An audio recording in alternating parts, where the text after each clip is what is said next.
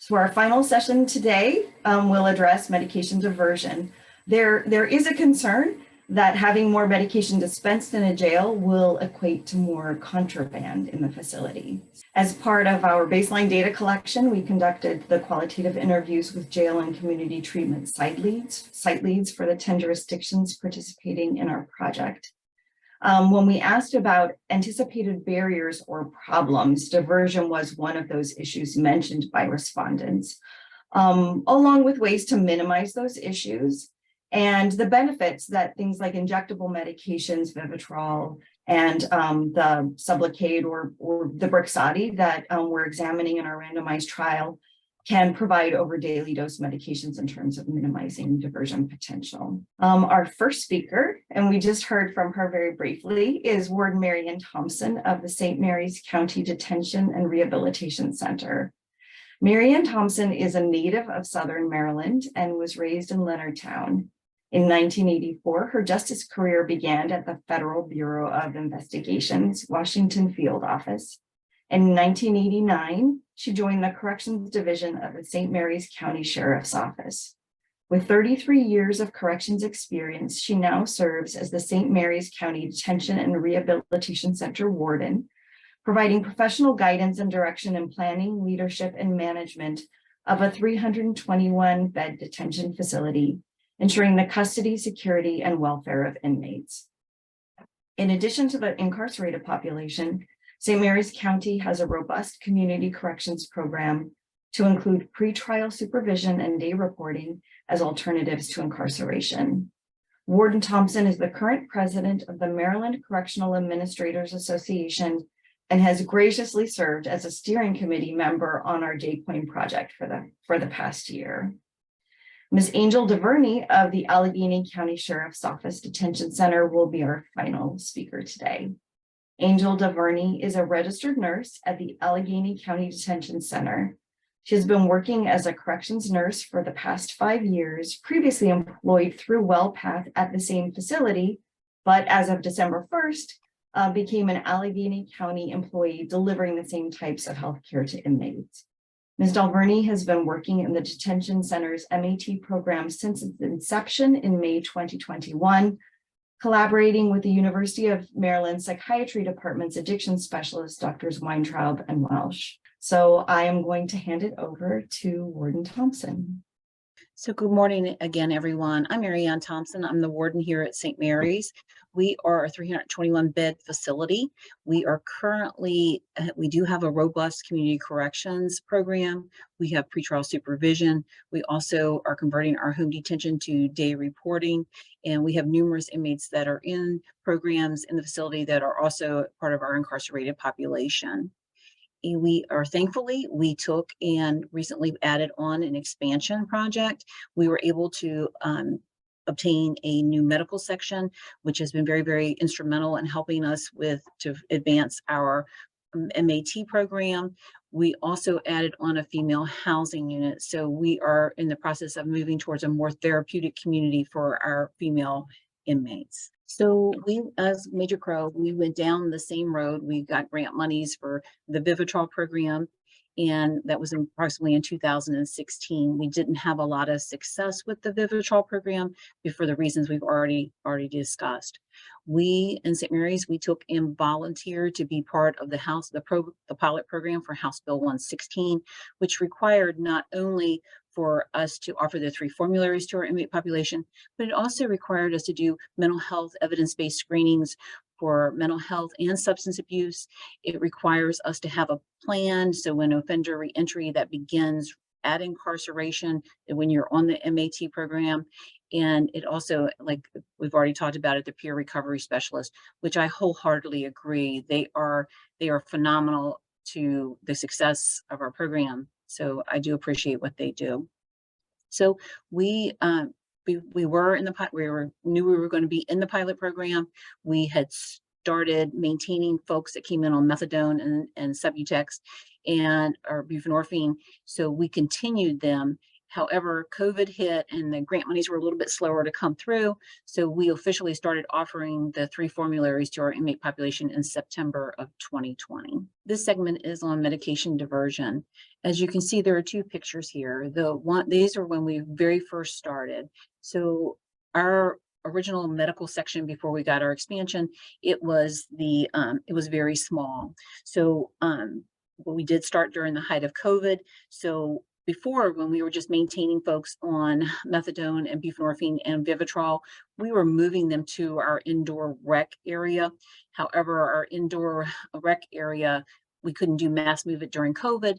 And then our challenge at the moment is we're a non-air conditioned facility. Part of the expansion and now renovation part, we are upgrading security panels, but we're also adding air conditioning. So I do not have a space that's big enough to do mass movement to be able to take and administer medication. We go cell side. So the med cart in our facility we have 35 people on the program at the moment. It takes about 6 hours to do that. So that is a challenge. And as you can see, from when we first started, we had one of the jail carts. So we adapted and overcame. So not properly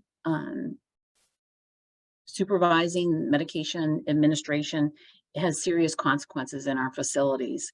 You know, we had an inmate who pretended to take the medication. He was on buprenorphine. What he was doing is he would take, and we thought we were taking, they thought they were monitoring him. He was able to swallow that, maintain that in his throat. And then when he got back to his cell, he would regurgitate that and he dried it out. And what's really interesting is this was to be his plan to make money while he was in jail and also to go to DOC. So he was planning, so not only he started initially in one housing unit and he went to another one. And what he ended up doing is he was giving or probably was making some kind of deal on the outside to be able to take and share this with other people. So what was happening is we had inmates who were on buprenorphine already.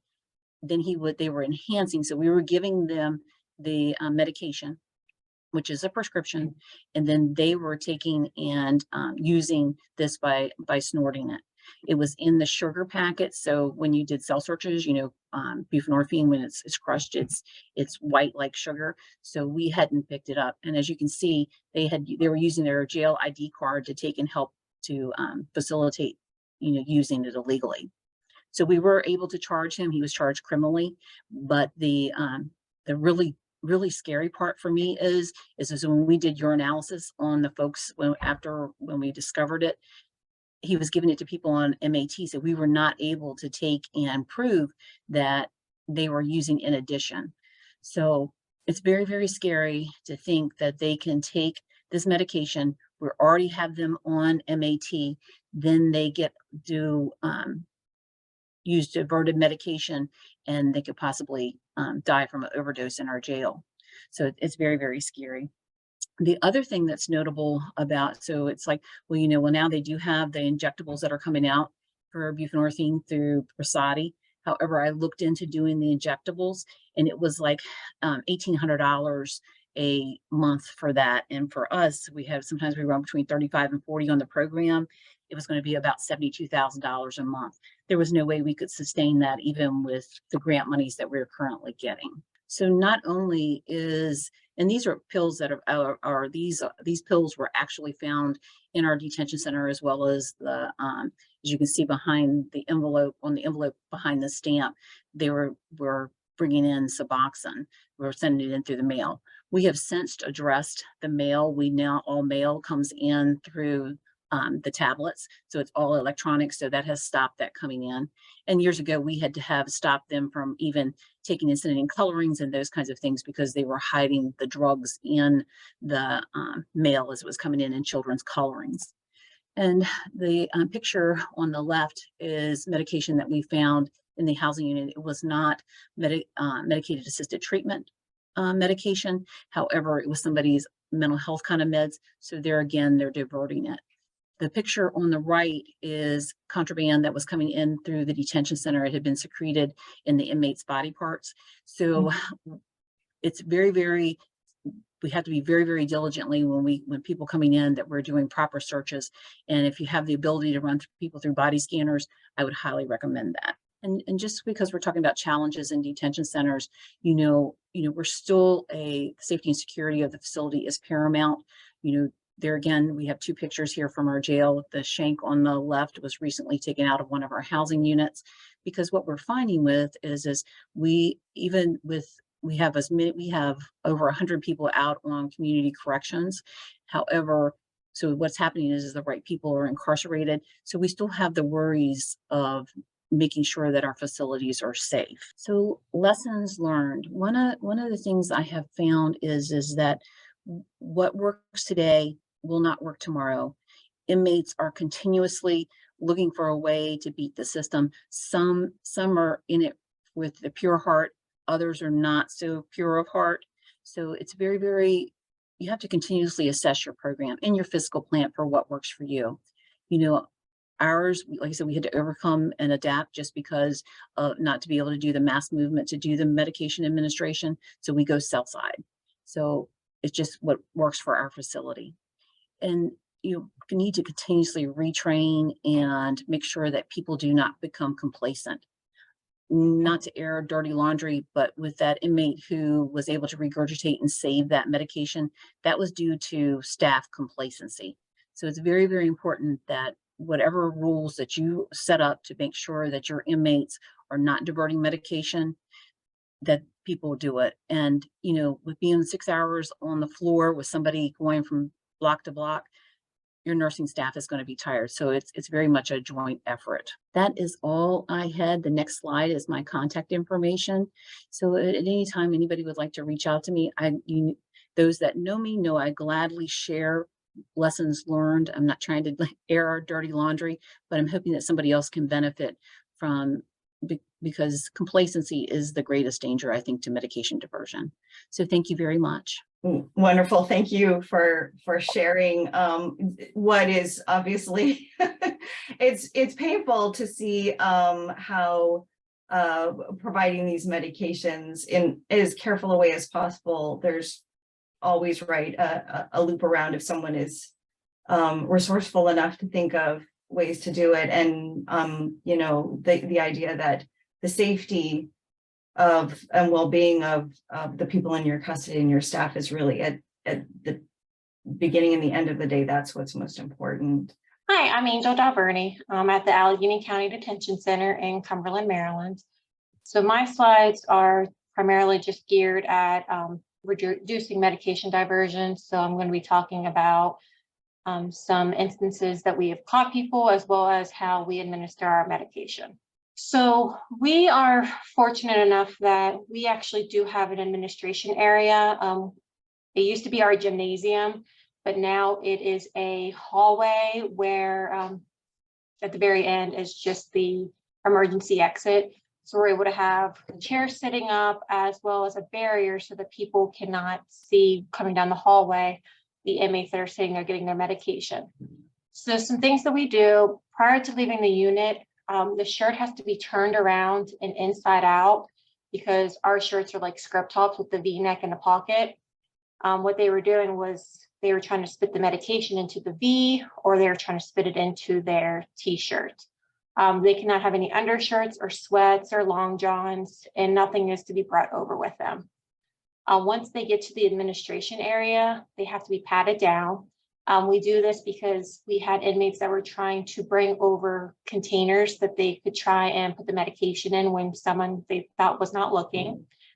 Chairs are in a straight line and we have them spaced apart. We usually only bring over 6-7 people max.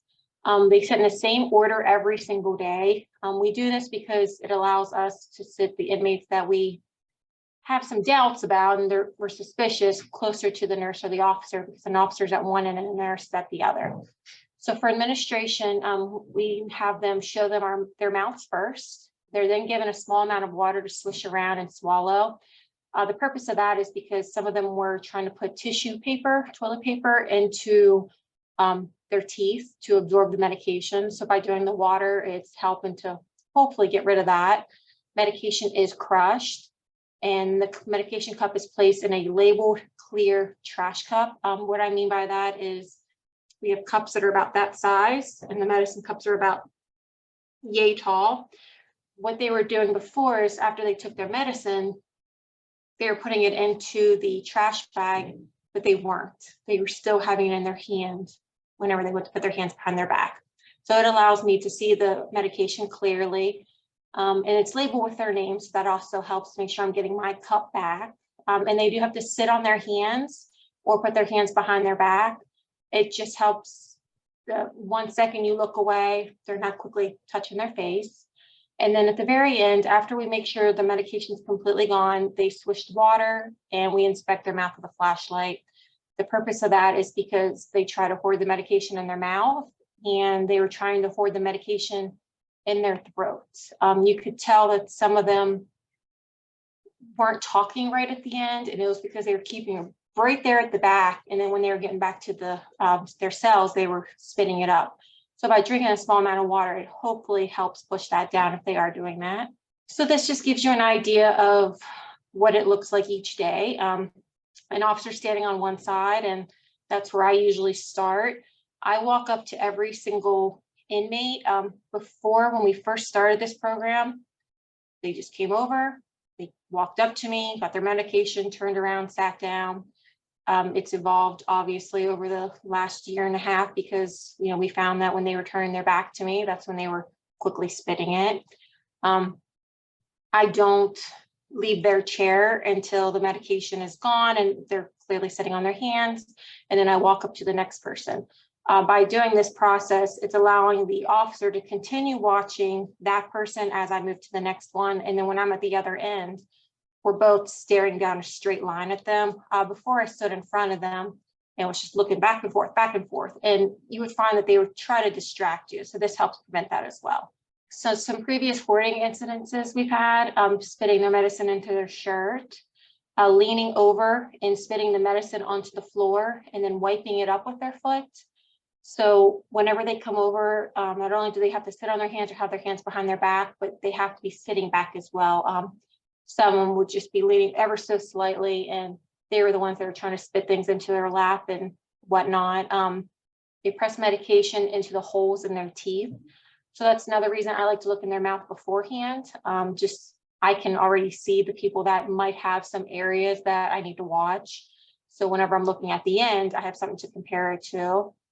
They were hoarding the medicine in their mouth, around their gum lines, under their tongue, or pressed against the teeth on the inside that cannot be seen unless the nurse has the patient lean forward and then lean back so that the backs of the teeth can be inspected.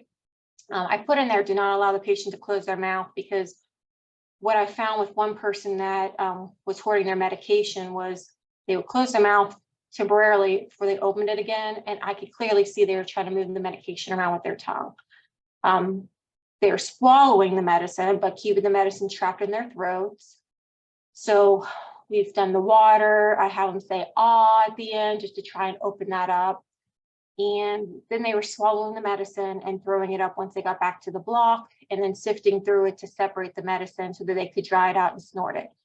We have had the sugar packets, just like Mary Ann said. We've also had where they're putting it into coffee creamer as well.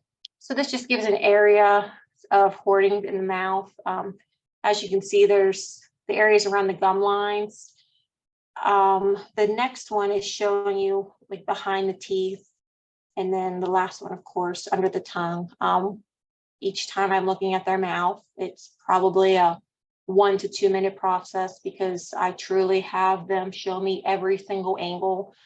We have the ones that pretend they can't open their mouths any wider. And of course, you know, we make them before they leave. And I have a very, very bright flashlight that I use. That helps as well. It could sometimes just catch a glimmer of something. If the patient is caught hoarding their medication, so custody staff is made aware, and the patient will be scheduled to see the MAT provider as soon as reasonably possible to discuss the hoarding incident and to discuss possible alternative medication options. If the provider is not immediately available, the patient will be administered medication with no other patients present and will need to sit for 30 minutes every day until the provider is available. So when that's happened in the past, they sit in front of the provider and find out why they were doing it. Most of the time it's because they were trading it for something possibly better on the block, or they owed someone something, or they were using it so that they could then take even more the next day so that they could just pile it on, just like Marianne said. And then the doctors talked to them about, if the medication is not working, do they need to look at some other alternative options, such as the methadone, the Sublocade. And then just some misconceptions. Since we started this, we've been doing methadone since, I want to say 2019. And then we started this program May of 2021. There's been a lot of concerns with the corrections staff, not liking the medication being in the facility. So, if one patient hoards, they're all going to hoard it. If they hoard their medication, they obviously don't want help. They feel like we're creating addicts. Detoxing them was the same as what we're doing now. And they just want to get high while they're here and still use when they get released. So those are some common things that I hear. It has gotten better.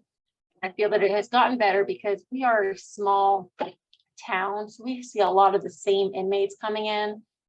And you are starting to see, some of them are still coming in, but it's longer periods before they do come back in, and they're reporting when they come back, oh, I'm still on Suboxone, and they're not using drugs. So I feel like some officers are seeing the success of it. So it has become better. Great. Thank you, Angel.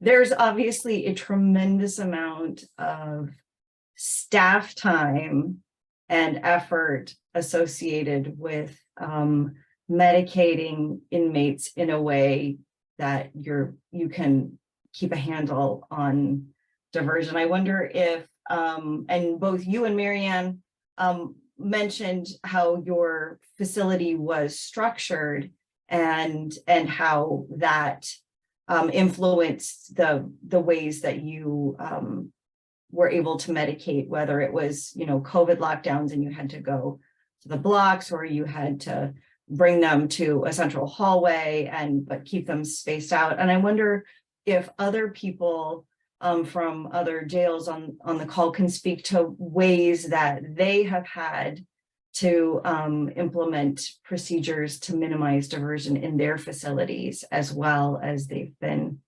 providing medications.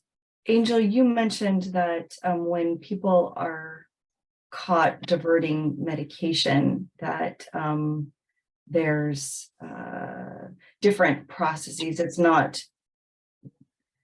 just denying them the medication from that point forward. It's figuring out how to do it in a better, safer way to keep everyone safe. I don't know how other people in other jails are also handling the issue of when someone is caught diverting medication. Marianne, did you speak to that point? So inmates that are caught diverting medication, it all depends on the circumstance. And, because sometimes they're given a warning just because, it depends on the circumstance. However, if they are caught diverting medication, they are charged on the disciplinary matrix. They receive a criminal charge. They have the option to be able to go to Vivitrol. Okay. That's something similar. I see that Warden Colburn put in the chat. Wacomico will street charge anyone for hoarding MAT meds with possession of contraband. So sounds similar, is that you'll get charges for that. What other questions do folks have regarding ways to minimize diversion in facilities? It sounds like a lot of what Angel was talking about and Miriam was talking about was about buprenorphine diversion.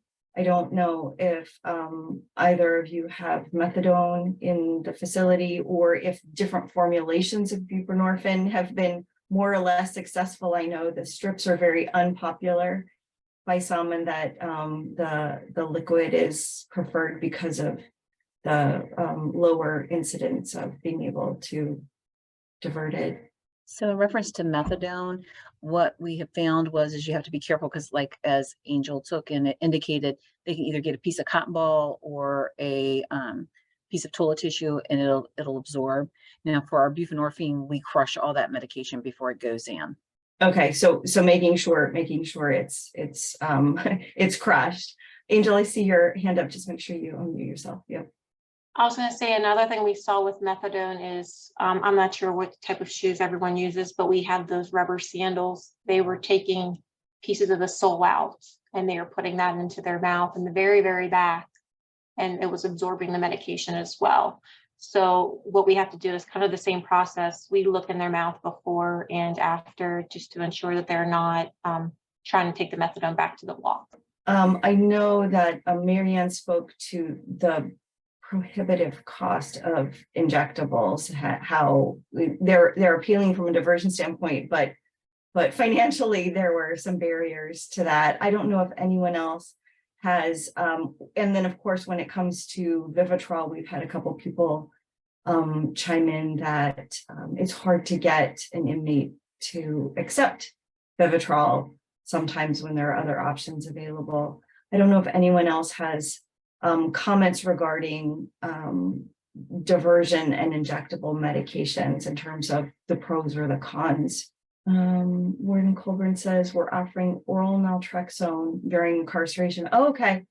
Yeah, that's fantastic. Okay, so another medication that's probably either challenging to divert or maybe not as valuable on the block. I don't know how many people who would take oral naltrexone unless they were pretty serious about what they wanted. So that's fantastic. So you have a lot of options out there in Wacomico. That's really great.